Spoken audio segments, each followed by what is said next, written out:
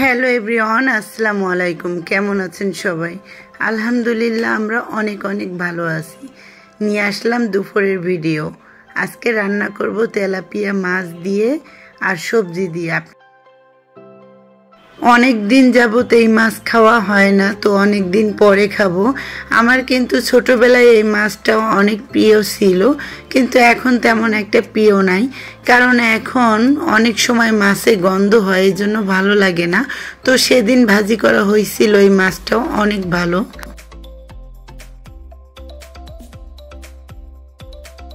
সিম, আলু আর শালগম আর দেবো টমেটো, এইটা দিয়েই এই তরকারিটা রান্না করব। আর সামনে রোজা চলে আসতেছে, একটু সবারই কিন্তু একটু না একটু আনন্দ হচ্ছে। আর আমরা কিন্তু তখন রান্না করব বিকালের টাইম, সন্ধ্যার টাইম, আবার রোজায় ব্যস্ততা, কাজের ব্যস্ততা, অনেক ব্যস্ত হয়ে যাব।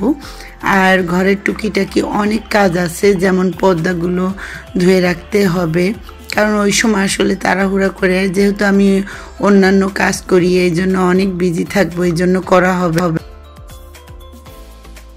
2 দিন আগে ফ্রিজটা পরিষ্কার করে রেখেছি, আসলে আপনাদের সাথে তো শেয়ার করা হয় না। আর এই যে রান্নাবান্নার পরে আমি রান্নাঘরে চলে আসলাম। আর রান্নাঘরটা একটু নতুনভাবে সাজাবো, সেইটা হলো আমার পিছনে একটা র্যাক আছে, সেইটা আমি ভাবতেছি বারান্দায় দিয়ে দেব, কারণ আসলে রান্নাঘর না, ওইটা রাখলে আটকে যায়। আর আমি রিং লাইট নিয়ে আমি ঢুকতে পারি না রান্নাঘরে, আমার ভিডিও করতে অনেক কষ্ট হয়। তো এই সিদ্ধান্ত নিয়েছি, দেখি এই মাসের শেষের দিকেই আমি রান্নাঘরটা একটু পরিপাটি করে অন্যরকম করব। আর আমরা অধিকাংশ মেয়েই কিন্তু রান্নাঘরে থাকি, আর রান্নাঘরটা গোছানো না থাকলে একটুও ভালো লাগে না। এখন সন্ধ্যায় যে সানবি দেখেন একভাবে দুষ্টুমি করতেছে, সে নুডলস খাবে, তাকে রান্না করে দেওয়া লাগবে।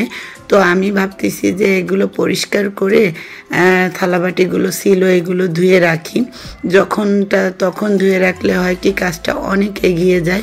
এই জন্য আসলে চেষ্টা করি, অনেক সময় পারি না, পার্লারের লোক আসলে সেদিকে ব্যস্ত হয়ে যায়, এর জন্য পারি না। আর সন্ধ্যার টাইমটা আমার এডিটিং টাইম থাকে বড় ভিডিওর, সেইটা করে আমি এইটা আবার আপলোড দিই, এই জন্য খুবই ব্যস্ত থাকি। যতবারই থালাবাটি ধুই না কেন, নিচে আমার ঝাড়ু দেয়াই লাগে, এখানে পানি বেঁধে থাকে, খুব কষ্টকর লাগে। আর এদিকে চলে আসলাম বিকালে, অবশ্য আমি সব গোছাইছি, আজকে একটু ঘুমাই পড়ছিলাম বিকালে, আমি তো তেমন একটা ঘুমাই না, আজকে ঘুম চলে আইছে।